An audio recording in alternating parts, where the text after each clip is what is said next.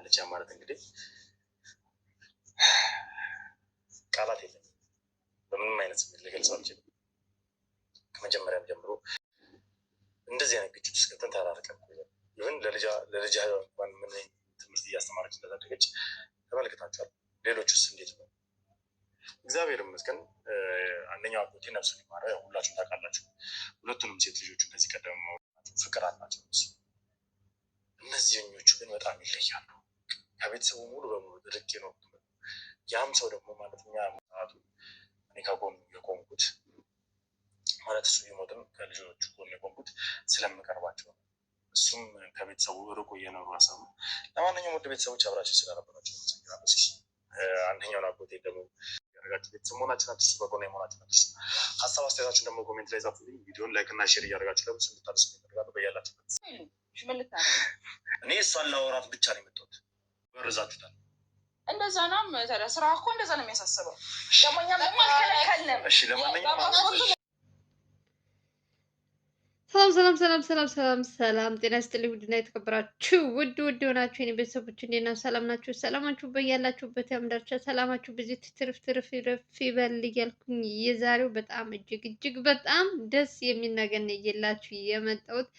እንግዲህ የልዑል ዘመዶች ልበላችሁ እንግዲህ የሚገቡበት የሚያረጉት ጥጥብ ሲላቸው እንግዲህ ያላቸው አማራጭ እንግዲህ ወደ እውነቱ እየመጡ ይመስሉኛል። አሁን ግን ሁሉም ነገር እየታወቀባቸው ያለውን ነገር ምናምን ስለሆነ ዛሬ ደግሞ ጉደኛው አክስት የተባለችው ናት ከመስሪያ ቤት ድረስ መታ ምን እንዳለች አክስትየዋ። ከዚህ በፊትም እሷ ሴትዮ ግን ለአንዴም ለሁለት ጊዜ ነው። አንዳንዴ የተናገሩትን ነገር አላለችም ማለት አትችሉም። እናንተም በቪዲዮ እያያችሁ ስለሆነ ከዚህ በፊትም የአባትህን እንትን ከፈለክ ምናምን ንብረት መካፈል ትችላለህ ብላ በግልጽ ነግረዋለች። ልዑል ግን እሱን ሳይሆን እኔ የፈለኩ ቤተሰብነትን ነው የፈለኩ እንጂ ንብረት ወይም እንትን ፈልጌ አይደለም የመጣሁት ብሎ መልሶላታል። ዛሬ አክስትየዋ የመጣችበት ዋነኛው ምክንያት እንግዲህ ጉድና ምንድነው ከስተኋላ ነው የሚባለው አባባሉ አለ። እየቆየ ነገሩ ወደ እነሱ እየመጣባቸው እንደሆነ ከጀርባቸው ያለ ሴራ እንዳይጋለጥባቸው ልዑልን ወደ እነሱ ሳይቀርብ እሱ ወደ እነሱ ቀርበው ይቅርታ ብለው ነገሮቹን ለመቋጨት በጣም በግራ በቀኝ እያጣደፉት ነው ልዑልን እና ይሄ ነገር ደግሞ እናንተ ራሱ ተመልካቾች እያያችሁ ነው። በየጊዜው በልዑል በኩል የሚመጡ ሰዎች ከጀርባ ምን እንዳለ ምን እየሰሩ እንደሆነ የገቢ እንትናቸውስ ምንድን ነው? ህገ ወጥ ነገር የሚሰሩትም ከዚህ በፊት ከአንዴም 3-4 ቀርበው ነበረ። ያልሆነ እቃ ከውጭም ከምንም ብቻ እንትን የሚሉ ነገሮች ህገወጥ ነገር የሚሰሩ ሰዎችም በዚሁ ዙሪያ እየተጋለጡ እንደሆነም እያያችሁ ነው። ዛሬ አክስትየዋን ለምን እንደሆነም ባላቅም ትንሽ ቅር ብላብኛለች። ከ3 ቀን በፊት ነው ካልተሳሳትኩኝ መልእክት ልካልኝ ነበር ሲል ሰምታችሁ ከሆነ በቪዲዮ መሀል ልዑል ሲያወራ ነበር ስለ አክስቱ። አብዛኞቻችሁ ግን ቪዲዮውን የልዑል እስከ መጨረሻው ትሰማላችሁ ወይስ ዝም ብላችሁ እያሳለፋችሁ ነው የምታዩት? የሌለ ወሬ ነው የሌለ የምትሉ ሰዎች ስላላችሁ ነው። መጀመሪያ በደንብ ስሙት እስኪ ቪዲዮን። ኮሜንት ከመጻፋችሁ በፊት የሆነ ወይ አሳልፋችሁ እንትን ከማለታችሁ በፊት በደንብ እዩት። ደግሞ ረጅም ቪዲዮ አይደለም አጭር ነው። ስለዚህ ስሙት። ይሄን ነገር ለልዑል እንትን የሚለው ነገር ነው። ስለዚህ የአክስትየዋ ደግሞ መወላደር ነው ኦ ማይ ጋድ ምንድን ነው የሚባለው? አማርኛው ጠፋብኝ። መወስለት ማለት ወሰለተች ሴትዮ። አንዴ ሌላ ትላለች፣ አንዴ ዛሬ ደግሞ ሌላ ቅይር ብላላችሁ ነው የመጣችሁ። እኔም በትንሹ አሳያችኋለሁ። ግን ነገሩ ልዑላችንን ወደ ማሸነፍ እየመጣ ይመስለኛል። ሀቁን እውነቱ እየወጣለት ነው። የአባቱን ነገር እንግዲህ እንደ አባቱ ነው ያሳደጉት። ምን ያክል እንትን እንዳሉት አይታችኋል። ሁሉም በጣም ለልዑል ያላቸው ክብር ለልዑል አደራ የተባሉ ሰዎች በሙሉ እንደውም ከዚህ ከጀርባ ሌላ ነገር እንዳለም እየታወቀ እየሰማ ነው። ልዑል ግን ደግሞ ነገሩን በደንብ ሳጣራ ነግራችኋለሁ ብሏል። በልዑል በኩል በአባቱ ከመሞቱ የተላከለት ወይም ከሰው የተቀመጠለት መልእክት እንዳለ እነዚህ ደግሞ የእሱ ዘመዶች ደግሞ ይሄ ነገር እንዳይወጣባቸው ሲሉ ብቻ ሰውየው እስካሁን ድረስ አላወጣውም። ልዑል ግን ጫፍ ጫፍ የሆነ ወሬ ሰምቷል። ይህን ነገር ደግሞ በደንብ አጣርቼ እነግራችኋለሁ ብሏል። የአክስትየዋ ነገር ደግሞ ግርም እያለኝ ነው። አሁን በፊት ከእናቱ ጋር በጣም ጸብ እንዳለባት እያስመሰለች ነበረ። ወንድማችን እንትናችን ከመታመሙ በፊት እናትህም እንደዚህ ነበረች እንደዚህ እያለች እናትና ልጅ ለማጣላት ያልሆነ ታሪክ እያወራች ነበር። ግን አሁን ደግሞ እውነቱ እየጠራ ሲመጣ ደግሞ ወደ ቀልቧ እየተመለሰች ሆንም አላቅም። እውነቱን እየተናገረች ነው ያለችው።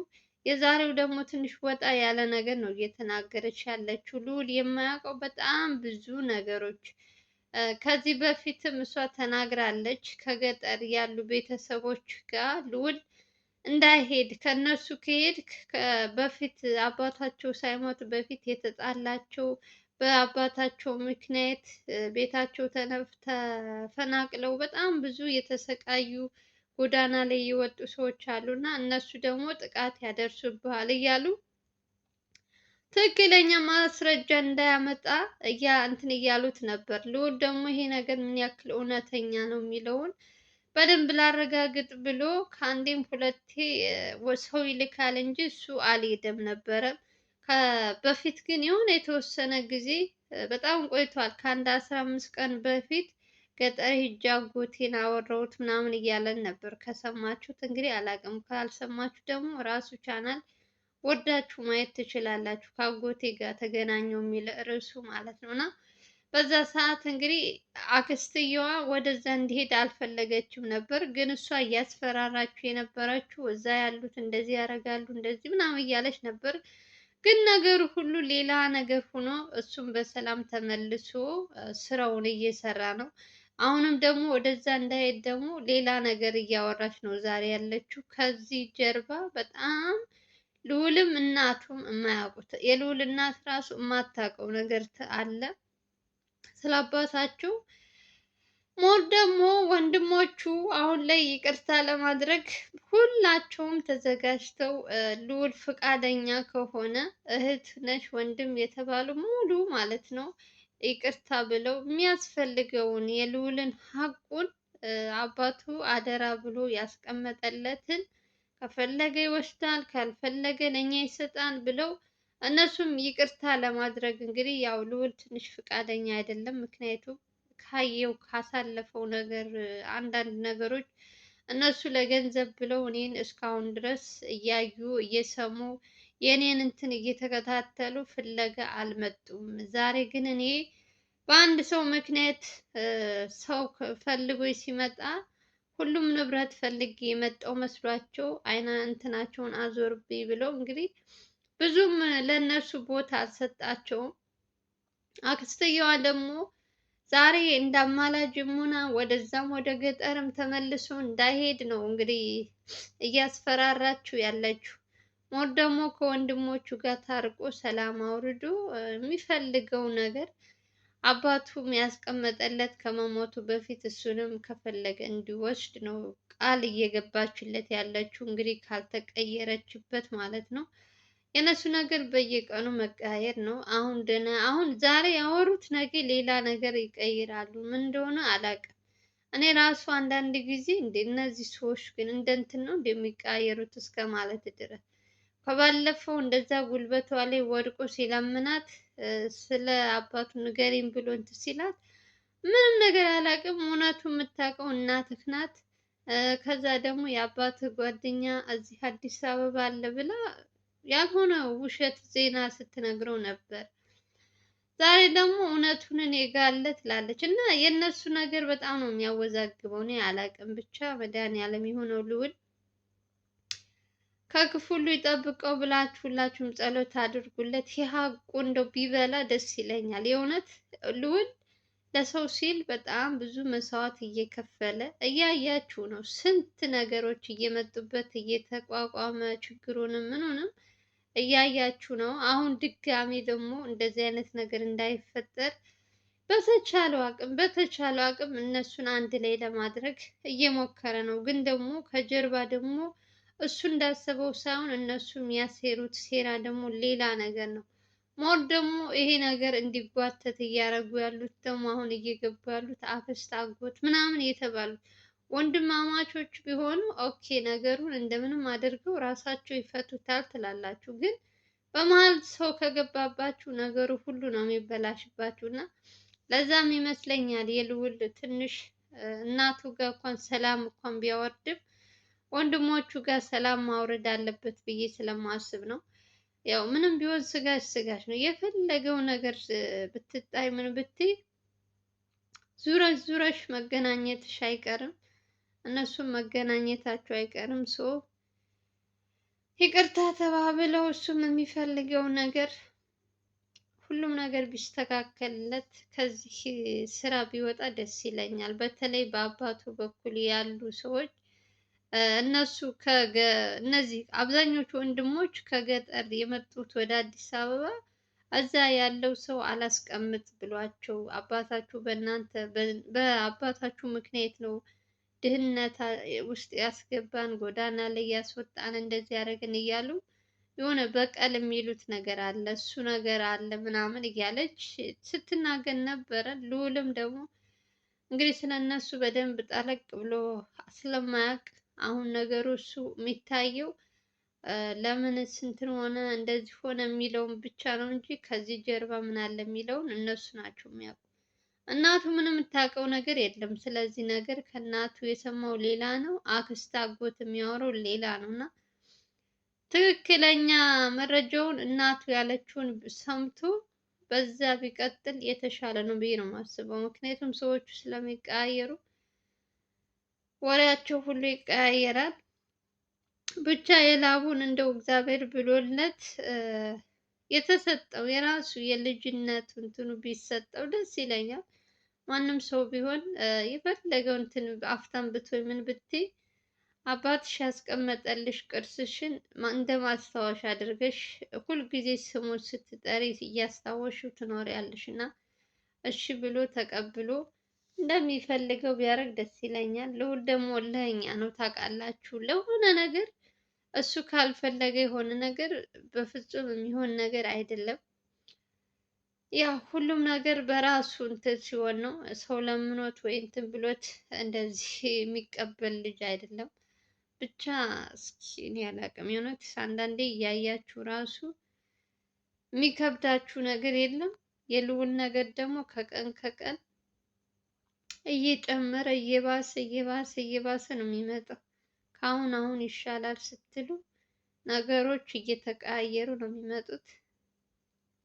ብቻ እግዚአብሔር ይጠብቀው። እናቱም እንግዲህ እውነት ብላ ተናግራለች። አክስትየዋና እናትየዋ በእርግጥ የማይስማሙበት የራሳቸው እንትን አላቸው። ከበፊትም በእነሱ ቦታ ልዑል መጎዳት የለበትም። እሱም በራሱ እንትን ማለት ስላለበት ማለት ነው። ብቻ የልዑል እውነቱን እያወቀ ስለ አባቱ እንትን ማለቱ ደስ ብሎኛል። እናንተም እርግጠኛ ነኝ የልዑል አብዛኞቻችሁ እሺ በል ተቀበል፣ ቤት ከተባልክም እንደዚህ ብለህ ተቀበል። ዛሬ ቤት ቢሸጥ ስንት ብር ነው የሚያወጣው? በጣም ውድ ነው። አርፈ ቁጭ በላ እንደዚህ አድርግ ምናምን የሚል በጣም ብዙ ኮሜንቶች እያየው ነው። እኔም ከእናንተ ጋር እኩል ነኝ። ቤቱን የተሰጠውን ንብረቱን የአባቱን ውርስ ቢወስድ ደስ ይለኛል። ምክንያቱም የአባቱ ቅርስ ነው። አለኝ ብሎ የሚተው ነገር የሚባል ነገር የለም መሬትን ያክል እና ሁሉም ነገር ይስተካከላል ብለን ተስፋ እናደርጋለን። ጋበዝ እናንተም እርግጠኛ ነኝ በዚህ ጉዳይ ላይ ደስ እንደሚላችሁ። ቤተሰቦች እየፈለጉት ሲመጡ እየቀረቡት እውነቱን እየነገሩት ሲመጡ ልዑል እንዳይጎዳባቸው ደግሞ ወደዛ ሄዱ የሚመክሩት ምክር ደግሞ አንዳንዴ የሆነ ውስጣችሁ የሚረብሻችሁ ነገር አለና ብቻ ሁሉም ነገር ይስተካከላል ብዬ ተስፋ አደርጋለሁ። በቅርቡ ለማየት ያበቃችኋል። ልዑል ተስማምቶ ከእናት ከአባ ምንድን ነው ከእህቶቹ ከወንድሞቹ ከአጎቶቹ ጋር አንድ ላይ ማለት ነው በአንድ ገበታ ቁጭ ብለው ለማየት ያበቃችኋል። አሁን ጸባያቸውን እያስተካከሉ እየመጡ ነው። እንግዲህ ካልተቀየሩ በየጊዜው ነው እነሱ የሚቀየሩ። እስካሁን ሰላም ናቸው። ከትናንትም ዛሬም ሰላም ናቸው። እኔ በማያቸው ሰላም ጥሩ ጥሩ ወሬ እያወሩ ነው። እንግዲህ ብቻ እስኪ እናያለን ጎበዝ። እናንተስ ምን ትላላችሁ? በአክስትየዋ ጉዳይ ይመናት ወይስ አይመናት የሚለውን እስኪ ኮሜንት ስር ጻፉልኝ። ቪዲዮ ስትጀምሩ ላይክ እያደረጋችሁ አዲስ ሆናችሁ ሰብስክራይብ አድርጉ። በሌላ ቪዲዮ እንገናኛለን። አዲስ መረጃ ሲኖር እመጣላችኋለሁ። ላይክ ሼር ማድረጋችሁ እንዳረሱ። ሰላም ፍቅር ለሀገራችን እየተመኘን አብዛኞቻችሁ ገብታችሁ ነው የምትወጡት። ስትጀምሩ በላይክ ጀምሩልኝ። በተረፈ ወዳችኋለሁ። ፈቅዳችሁና ወዳችሁ መታችሁ ለምታዩልኝ ሼር ላይክ ለምታደርጉልኝ እህቶች ከልብ ከልብ የእውነት ቃል የሌለኝ በጣም ነው የምወዳችሁ፣ በጣም ነው የማከብራችሁ። አስተያየታችሁን ኮሜንት ጻፉልኝ። አስተካክል የምትሉኝን በቻልኩት አቅም እንግዲህ ለማስተካከል እሞክራለሁ። በተረፈ ሰላማችሁ ይብዛልኝ። ባይ ባይ።